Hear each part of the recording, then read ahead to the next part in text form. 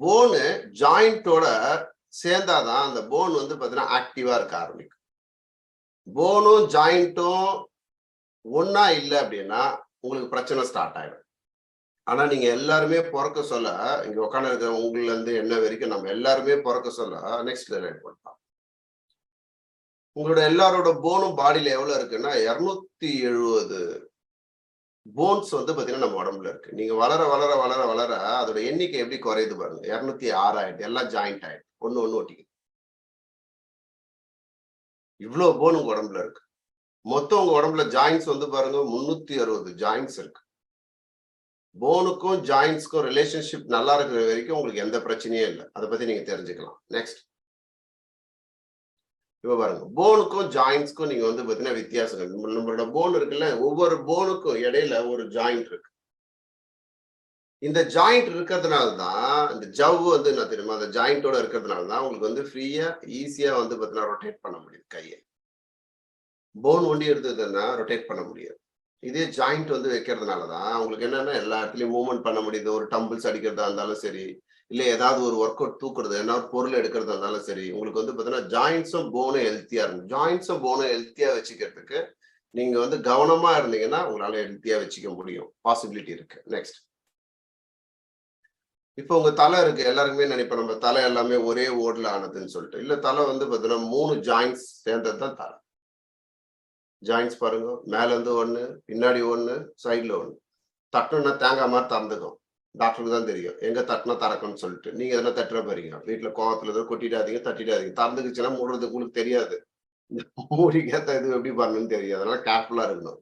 3 joints. அதனாலதான் தலையில வந்து பாத்தீங்கன்னா கொட்டக்கூடாது, தலையில வந்து அடிக்க கூடாது.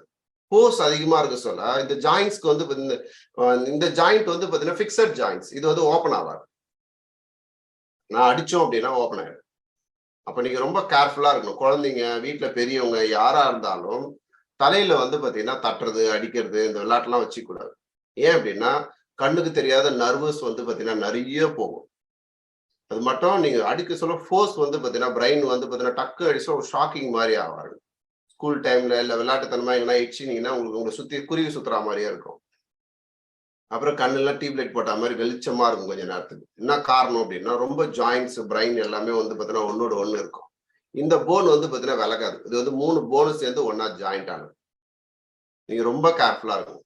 வீட்டுல இருக்க குழந்தை, வீட்டுல இருக்கிற யாரா இருந்தாலும் தலையில வந்து பாத்தீங்கன்னா அடிக்கூடாது. ரொம்ப கேர்ஃபுல்லா இருக்கும். நெக்ஸ்ட், ஏன்னா மூவபிள் கிடையாது.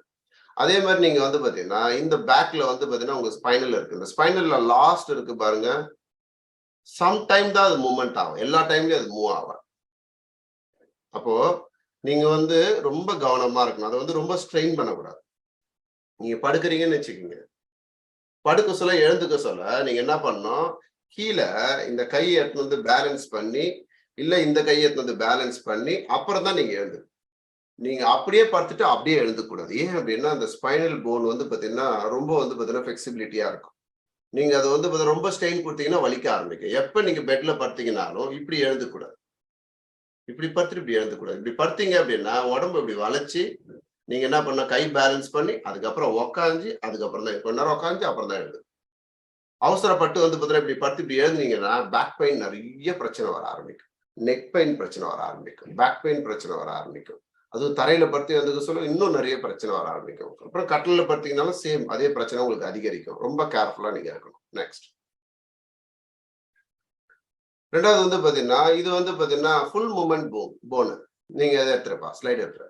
இது வந்து ஃபுல் மூமெண்ட் போன்னா என்ன தெரியுமா, இந்த ஜாயிண்ட் வந்து பாத்தீங்கன்னா போனு ஜாயிண்ட். இது வந்து பாத்தீங்கன்னா ஃபுல்லா எல்லா இடத்துலயுமே இது ஜாயிண்ட் ஆகும். இந்த இடம் திரும்பும், இந்த இடம் திரும்பும். இது வந்து பாத்தீங்கன்னா மூவ்மெண்ட் ஆகிக்கிட்டே இருக்கும். இந்த ஜாயிண்ட் எல்லாமே கை, காலு, முதுகு, அப்புறம் கீழே ஜாயிண்ட்ஸ் எல்லாமே மூவ்மெண்ட் ஆகிக்கிட்டே இருக்கு. எப்பவுமே மூவ்மெண்ட் ஆகிக்கிட்டே இருக்கு.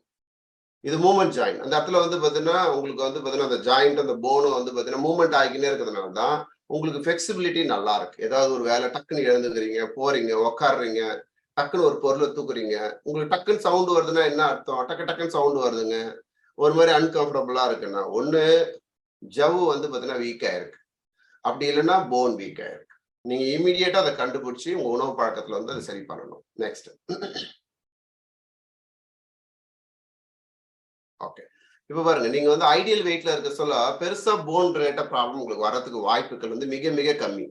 இதே நீங்க எக்ஸஸ் வெயிட்ல ஆவறீங்க அப்படின்னா, நீங்க இத கவனமா கவனிங்க. உங்களோட ஷோல்டர் வந்து பாத்தீங்கன்னா ஃபர்ஸ்ட் பெயின் வர ஆரம்பிக்கும். இந்த இடத்துல ரொம்ப பெயின் வர ஆரம்பிக்கும். Left side shoulder. நீங்க எக்ஸஸ் வெயிட் ஆவறீங்கன்னா. ஏன் அப்படின்னா, எல்லா ஜாயிண்ட்ஸுமே இந்த வழியா தான் டிராவல் பண்ணும். கழுத்து பின்னாடி போறது. அப்போ அந்த இடம் பெயின் குடுக்க ஆரம்பிக்கும். அதுக்கப்புறம் உங்களுக்கு வந்து பாத்தீங்கன்னா, கீழ அதே பாகத்துல கீழ பெயின் குடுக்க ஆரம்பிக்கும். அதுக்கப்புறம் ஆப்போசிட்ல வந்து பாத்தீங்கன்னா, கீழ இருக்கிற ஜாயிண்ட், மேல இருக்கிற ஜாயிண்ட் வந்து பெயின் குடுக்காது. ஏன்னா வெயிட் தாங்க முடியாம அது பெயின் குடுக்கும். லெஃப்ட் சைட்ல உங்களோட ஷோல்டர், ஹிப் கிட்ட பெயின் குடுக்கும். ரைட் சைட்ல வந்து பாத்தீங்கன்னா, உங்களோட கால் ஜாயிண்ட், அப்புறம் வந்து பாத்தீங்கன்னா, நீ கிட்ட பெயின் குடுக்கும். வெயிட் தாங்க முடியாது. நீங்க இதுக்கு போய் ட்ரீட்மெண்ட் எடுக்கணும்னு ட்ரை பண்றத விட்டுட்டு, போர்க்கால அடிப்படையில நீங்க வெயிட் லாஸ் பண்ணீங்க அப்படின்னா, அது பெர்மனன்ட்டா சரியாயிடும். ட்ரீட்மெண்ட் எடுக்க ட்ரை பண்ணீங்க அப்படின்னா, அது வந்து பாத்தீங்கன்னா, ஏதாவது ஒரு பேர் வச்சு, அதுக்கு உங்களுக்கு புரியாத பேரு, இல்ல உங்களுக்கு ரொம்ப புரிஞ்ச பேரு, ஏதாவது ஒரு பேர் வச்சு அத நீயே மாத்திருவாங்க.